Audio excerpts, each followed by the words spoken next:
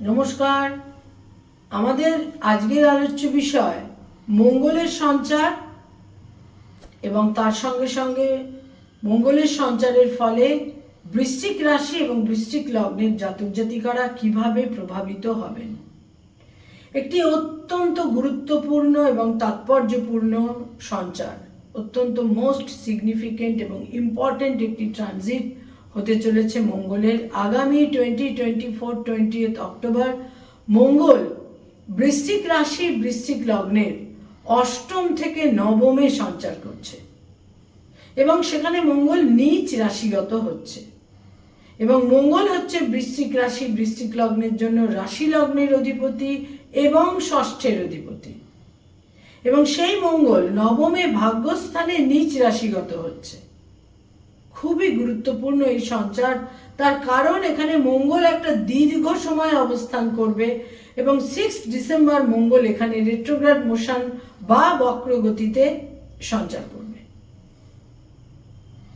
এবং মঙ্গল বৃশ্চিক রাশি বৃশ্চিক লগ্নের ভাগ্যস্থানে সঞ্চার করে তাদের কিন্তু ভাগ্যের ক্ষেত্রে, ডেস্টিনির ক্ষেত্রে, লাকের ক্ষেত্রে অনেক রকমের চেঞ্জ, পরিবর্তন ইত্যাদি কিন্তু নিশ্চিত রূপে এনে দেবে। এবং এই নবমস্থ মঙ্গল ভাগ্যস্থানে যে মঙ্গল সঞ্চার করবে, এই মঙ্গলের দৃষ্টি থাকবে বৃশ্চিক রাশি বৃশ্চিক লগ্নের দ্বাদশে মঙ্গলের দৃষ্টি থাকছে, তৃতীয় দৃষ্টি থাকছে এবং চতুর্থে দৃষ্টি থাকছে। এবং যে চতুর্থ ঘরে 4th হাউসে অলরেডি বক্রগতির শনি অবস্থান করে রয়েছে, বৃশ্চিক রাশির জাতক জাতিকাদের একটা 2.5 বছরের চতুর্থের শনির বা কণ্টক শনির ফেজ চলছে, যেটাকে সাধারণভাবে ঢাইয়া বলা হয়ে থাকে, অর্থাৎ 2.5 বছরের একটি ফেজ। 4th হাউসে শনির এই অবস্থান, যেখানে মঙ্গলেরও একটা দৃষ্টি কিন্তু তৈরি হবে 20 অক্টোবর থেকে। ফলে মোস্ট ক্রিটিক্যাল একটা ক্ষেত্র তৈরি হচ্ছে এবং মঙ্গল কিন্তু নীচ রাশিগত হচ্ছে। সর্বপ্রথম যেটা বলবার তা হচ্ছে, রবি হচ্ছে বৃশ্চিক রাশি বৃশ্চিক লগ্নের দশমের অধিপতি এবং এই রবি তাদের দ্বাদশে নীচ রাশিগত হবে 17 অক্টোবর থেকে, এবং তারপর রবি রাশি লগ্নে সঞ্চার করবে 16 নভেম্বর এবং মঙ্গলের চতুর্থের দৃষ্টির দ্বারা নীচ রাশিগত রবি আসপেক্টেড হয়ে থাকবে তাদের দ্বাদশে। ফলে বহু ক্ষেত্রে বৃশ্চিক রাশি বৃশ্চিক লগ্নের জাতক জাতিকাদের কর্মজীবনে সমস্যা এবং ভাগ্য হানির ক্ষেত্র কিন্তু তৈরি হবে। কোনোভাবে যারা সরকারি চাকরিতে রয়েছেন বা কিছু, তাদের একটা স্থানান্তরে যাওয়ার প্রয়োজন হতে পারে, ট্রান্সফার হবার প্রয়োজন হতে পারে, কোনো আইনি জটিলতার আবর্তে তারা পড়তে পারেন। বৃশ্চিক রাশি বৃশ্চিক লগ্নের জাতক জাতিকা বিশেষভাবে তাদের ইমোশনাল মাইন্ড বা মানসিক ক্ষেত্র বিশেষভাবে বিড়ম্বনার মধ্যে, বিপন্নতার মধ্যে, উদ্বেগের মধ্যে, অ্যাংজাইটির মধ্যে কিন্তু অবস্থান করবে এবং জীবিকার ক্ষেত্রে, কেরিয়ারের ক্ষেত্রে নানা রকমের ওঠা পড়া, ডিসপিউট ইত্যাদির সম্ভাবনা রয়েছে। ভিজিলেন্স, সাসপেনশন, বিভিন্ন সমস্যা কিন্তু তৈরি হতে পারে, বিশেষ করে যারা সরকারি চাকরি করেন। কারণ এই মঙ্গলের এই নীচ রাশিগত হয়ে সঞ্চারের সময় রবি, নীচ রাশিগত রবির ওপর মঙ্গলের যে আসপেক্ট থাকবে, সেটা এই সঞ্চারকে কিন্তু আরো জটিল করে তুলছে।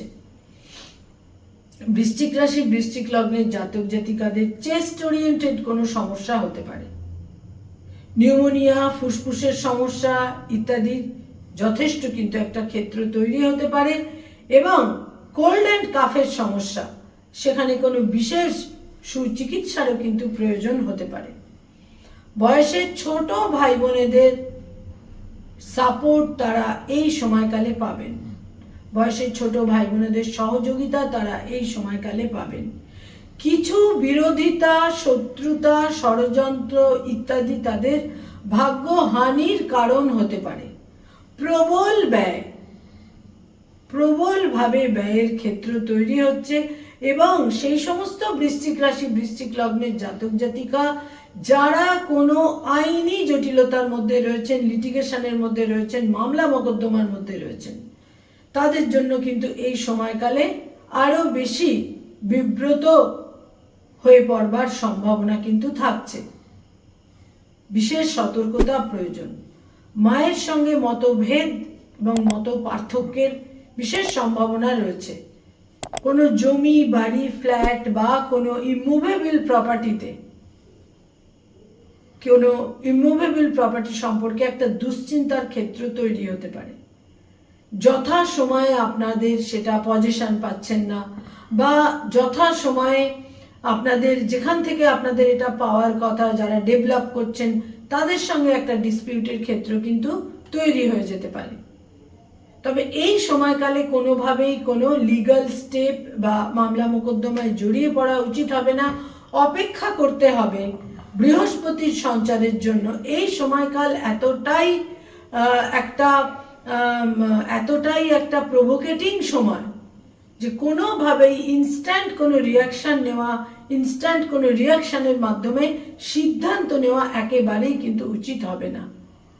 আপনাদের আত্মবিশ্বাস থাকবে এবং বহু ক্ষেত্রে মনে হবে যে কোনো রকমের ডিসপিউটের মধ্যে তাদের যাবার একটা প্রবণতা বা টেন্ডেন্সি থাকবে, কিন্তু এই সময়কালে তাদের বিশেষ সতর্কতার প্রয়োজন, সংযমের প্রয়োজন। মঙ্গলের দৃষ্টি তাদের 4th হাউসে থাকার ফলে এই সময়কালে কোনো নতুন স্থাবর সম্পত্তি ক্রয় করা উচিত নয়। কিছু সময়ের জন্য এটা কিন্তু তাদের কিছুটা পোস্টপন করে রাখা উচিত। পরবর্তী সময়ে যথাযথ সময়ে সেই সিদ্ধান্ত নেওয়া উচিত। অলরেডি কোনো স্থাবর সম্পত্তি নিয়ে কোনো সমস্যার ক্ষেত্র কিন্তু অলরেডি তৈরি হবার ক্ষেত্রই কিন্তু থাকছে।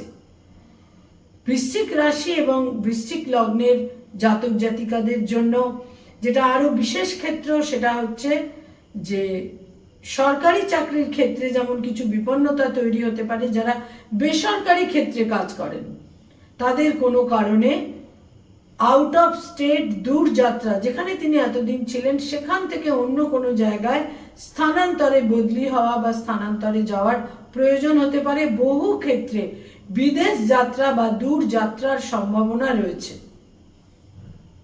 যারা পড়ানোর কাজ করেন তারা বিশেষ কোনো জটিলতার আবর্তে কিন্তু আবদ্ধ হতে পারেন। এবং আমি তো বলবো সর্বাধিক যে জায়গাটি নিয়ে কিছুটা নেগেটিভিটি থাকছে বা দুশ্চিন্তার কারণ হতে পারে তা হচ্ছে যারা সরকারি কর্মচারী, যারা সরকারি কাজকর্মের মধ্যে রয়েছেন। এবং বৃশ্চিক রাশি বৃশ্চিক লগ্ন বহু সময় যেটা নির্দেশ করে তা হচ্ছে প্রশাসনিক দপ্তরে যারা কাজকর্ম করেন, যারা অ্যাডমিনিস্ট্রেটিভ ফিল্ডে রয়েছেন তাদের কিন্তু বিশেষ সতর্কতা প্রয়োজন। বিভিন্নভাবে সতর্কতা প্রয়োজন। আইনি বিভিন্ন জটিলতা তাদের বিপন্নতার মধ্যে কিন্তু ফেলতে পারে। প্রত্যেকটা সোমবার এবং প্রত্যেকটা মঙ্গলবার এই সময়কালে তাদের বিভিন্নভাবে একটা সাত্ত্বিক আহার, সাত্ত্বিক ভোজন, সাত্ত্বিক আচরণ ইত্যাদির মধ্যে থাকা উচিত।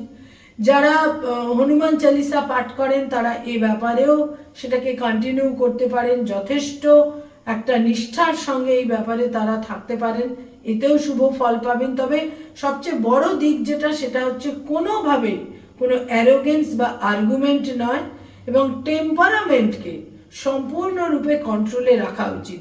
এবং চতুর্থ ঘরে বক্রগতির শনি এবং সেখানে মঙ্গলের নিচ রাশিগত মঙ্গলের দৃষ্টি, এটা কিন্তু তাদের ইমোশনাল মাইন্ডকে বিভিন্নভাবে প্রভোগ করতে পারে উত্তেজনা বা কোনো বিশেষ সিদ্ধান্ত নেওয়ার ক্ষেত্রে।